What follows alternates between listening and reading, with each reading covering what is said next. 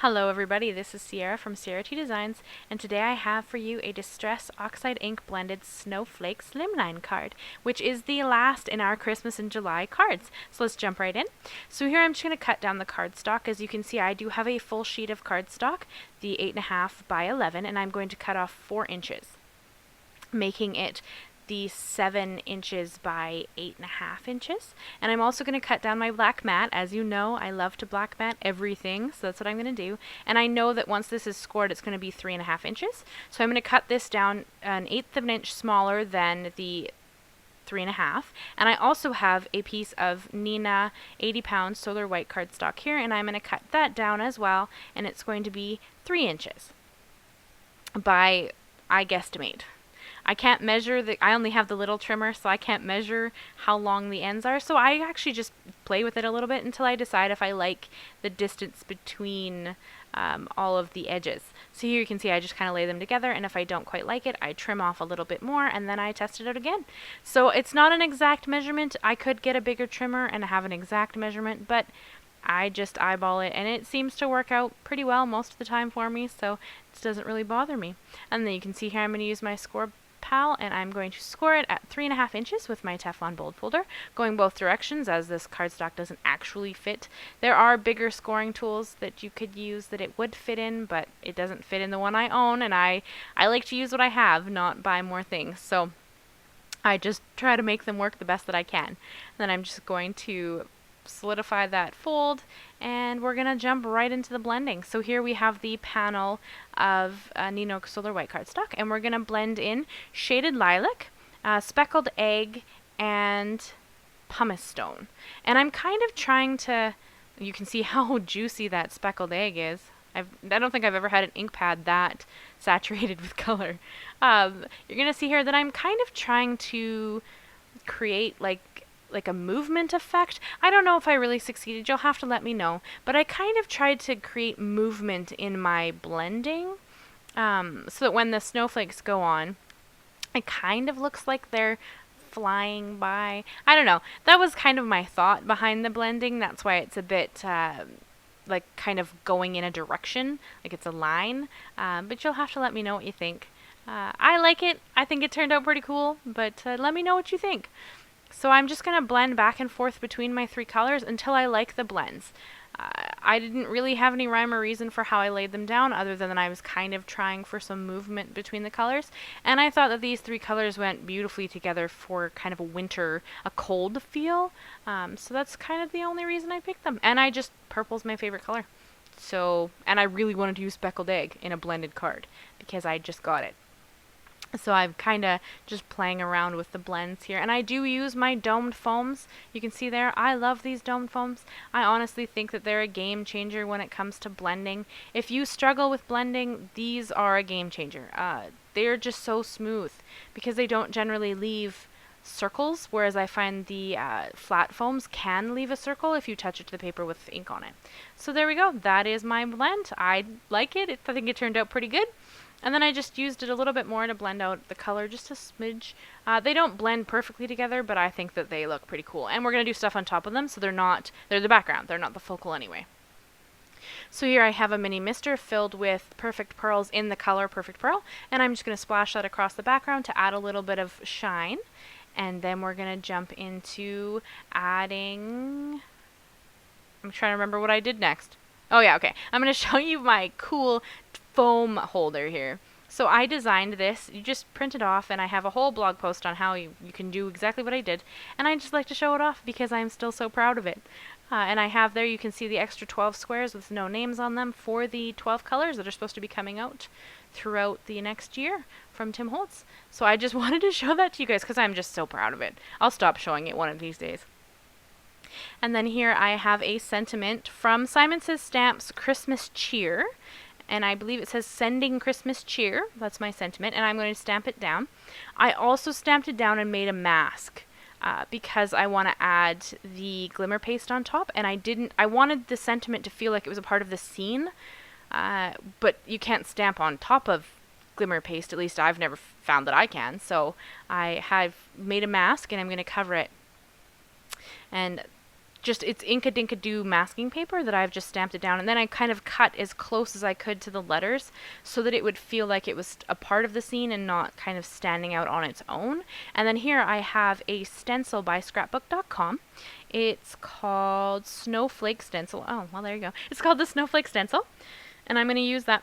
I did spray some Pixie Spray on the back so that I would have an easier time of getting my glitter gel into all of the very thin lines without the stencil moving. So I took it off to the side there, you can see, and I sprayed some pixie dust on the back, and then I've just pressed it down. And I'm going to use a Nuvo Spatula and some Gina K Glitz glitter gel in Iridescent, and I'm just going to lay that on top of the whole stencil. You will see that because it's a slimline card and the stencil's not quite long enough, I do lift it and just shift it over a little bit so that I can fill in one more snowflake on the edge of the cardstock that's kind of bare there. And because the oxides are water-based, they actually pull a little bit of their color into the iridescent Glitz glitter gel. So I think that's pretty neat. You'll see it not quite in the beginning because it needs to dry, but when you see me show you the card later, you're kind of going to see that they look a bit purple.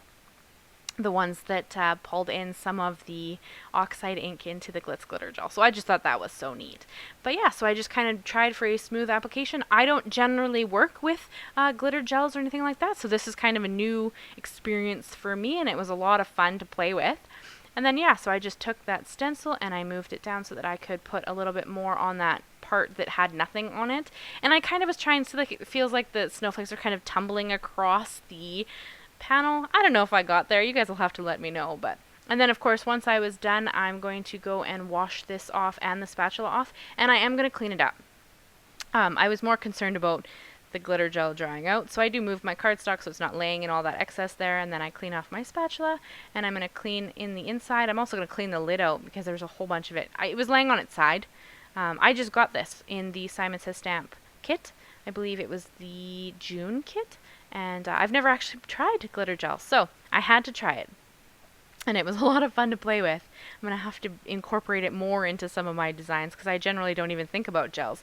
I just think about blending or Copics or whatnot. So I have a piece of press and seal there. I learned this from Cassie Trask. And I put the lid back on, and then I put it aside and cleaned up all my stencils and whatnot. So here you're going to see I'm going to lift the mask off of my sentiment, and I did use a really nice black ink for this.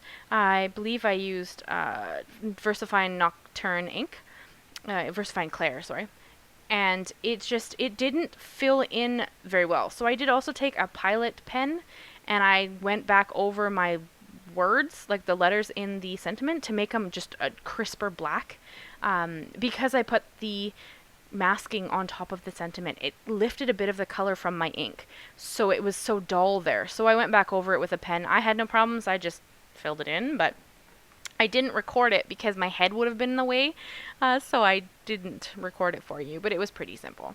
And then if you've been with me for any length of time, you know that I love a black mat. That just is how I do. So here I'm going to glue it down. I'm using my Nuvo Deluxe glue, and I'm gluing down my panel on top of my black mat. And there's one of my kittens came to say hi. They love to help, so they are always coming in. And then I'm going to glue it down to my base once I kind of make sure that I like how it's lined up. Right there. And then I'm going to use the same Nuvo Deluxe glue. This bottle is almost empty. I'm almost there. I have a new one sitting aside that I cannot wait to use, but I refuse to use it until this one's completely empty, so I'm still fighting with it a little bit. But I'm okay with it. I just keep fighting with it, and one of these days I'll get to move on to the new one.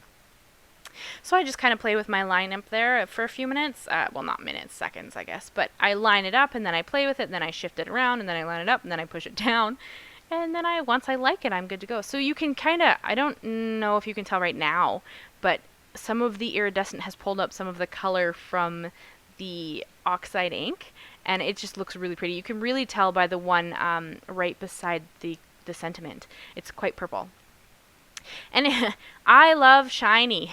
So I guess there wasn't enough shiny on this card for me. So I took some Studio Katia sparkling crystals and I scattered them across the top of the card. And I'm going to use my Studio Katia embellishment wand, and the little tray there is holding them. And the same Nuvo Deluxe glue, and I'm just going to attach them down across the card.